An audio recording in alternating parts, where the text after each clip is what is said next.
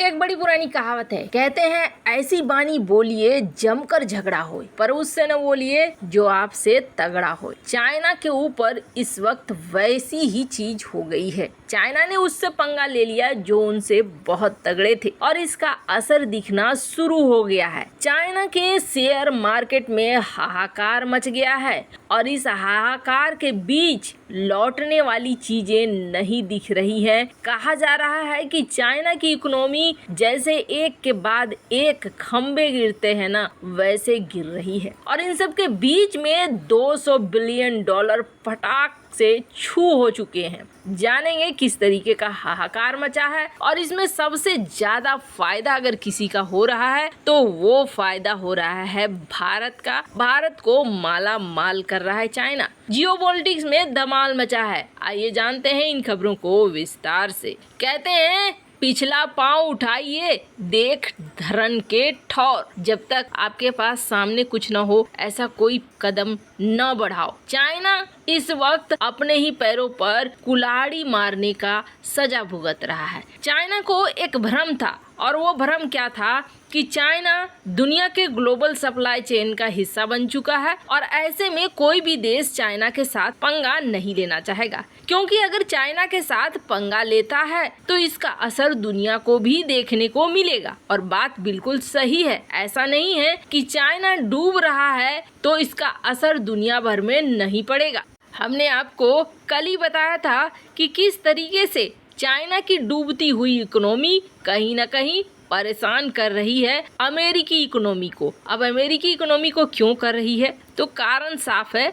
अमेरिकी इकोनॉमी को इसलिए कर रही है क्योंकि इन्होंने ही सबसे ज़्यादा पैसा चाइना के अंदर लगाया था। चाइना को चाइना बनाने में सबसे ज़्यादा अगर मदद किसी ने की तो वो अमेरिका ने की। अमेरिका ने यहाँ पर पूरा इन्वेस्टमेंट किया और आज की डेट में क्या हो गया है, आज की डेट में वही इन्वेस्टमेंट उसे भारी पड़ रहे हैं। स्क्रीन पर आपको वियोन की एक रिपोर्ट दिख रही है और इस रिपोर्ट में क्या कहा जा रहा है कि देखो चाइना का इकोनॉमी का असर दुनिया भर में पड़ेगा। खैर, एक समय था, एक जमाना था जब अमेरिका का सबसे बड़ा बैंक ऑफ अमेरिका ये इन्वेस्टमेंट करने लगा चाइना के अंदर। चाइना ने बॉन्ड निकाले और उन बॉन्ड को खरीदना शुरू कर दिया। अमेरिका ने भी जैसे ही बैंक ऑफ अमेरिका ने खरीदा, इसका असर पड़ गया बैंक ऑफ अमेरिका की देखा देखी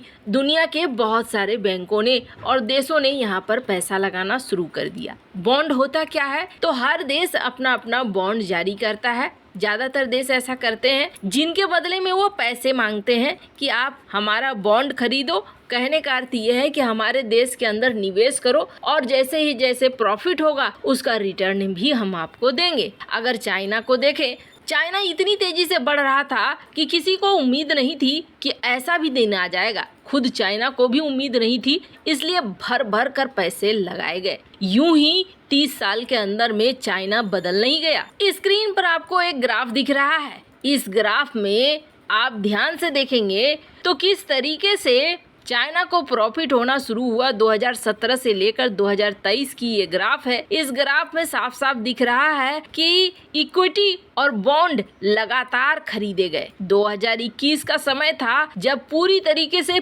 पीक पे आ गया था चाइना का इकोनॉमी, और हुआ क्या, यहाँ पर खूब दबाकर खरीदे गए इक्विटीज भी और बॉन्ड्स भी। दुनिया ने इसमें निवेश किया, कहने का अर्थ ये है, और ये निवेश बहुत बढ़िया हुआ। कितना तक निवेश गया था, तो दोनों मिलाकर करीब 5 ट्रिलियन युआन के जितना निवेश चला गया था विदेशों से। ये रफ्तार बढ़ता ही जा रहा था, पर जैसा मैंने कहा, चाइना ने खुद से मुसीबत को बुला लिया।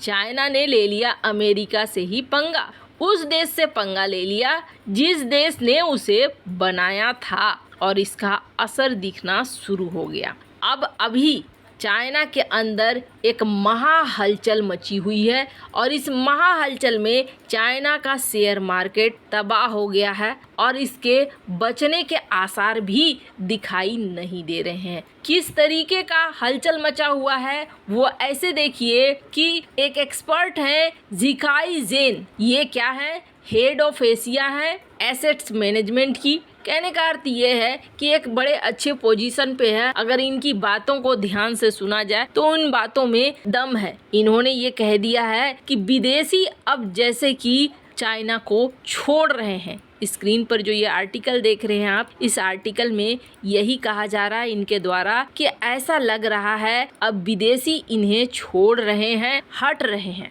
और इसका असर चाइना के शेयर मार्केट में दिख रहा है। दूसरी तरफ कुछ एक्सपर्ट ये मान रहे हैं कि चाइना का रिस्क एक सेक्टर में नहीं है, इसलिए ये मत सोचो कि सब कुछ ठीक हो जाएगा। चाइना का जो रिस्क है वो बहुत सारे सेक्टर में बढ़ गया है, जैसे कौन कौन?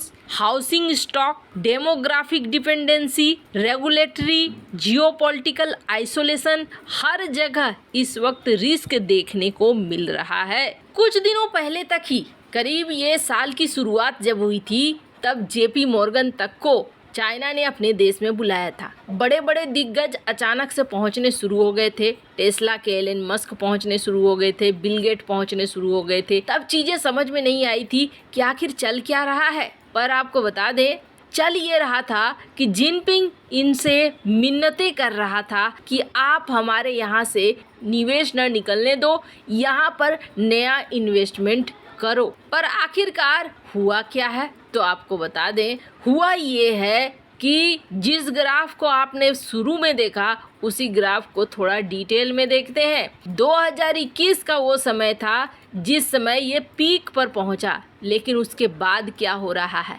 उसके बाद आपको ये गिरता हुआ नजर आ रहा है। और इस ग्राफ के गिरने का क्या मतलब है? इस ग्राफ के गिरने का, चाहे वो इक्विटीज हो या बॉन्ड हो, दोनों गिर रहे हैं। और इनके गिरने का मतलब ये है कि पैसे निकाले जा रहे हैं। कितना पैसा निकल गया होगा? तो आपको बता दें, स्क्रीन पर एक आर्टिकल देख रहे हैं, $200 बिलियन इसके मार्केट से निकल चुका है। और इस वक्त जो चाइना का स्टॉक और बॉन्ड है, उसमें लगातार इस तरीके से फॉरेन इन्वेस्टमेंट निकलता हुआ दिख रहा है। कहा जा रहा है कि करीब चाइनीज रुपीज में बात करें तो 1.37 ट्रिलियन युआन, जो कि उनका फॉरेन इन्वेस्टमेंट का 17% है, ये निकल चुका है इस साल तक। और इनका कहना है कि ये लगातार आगे बढ़ता चला जा रहा है।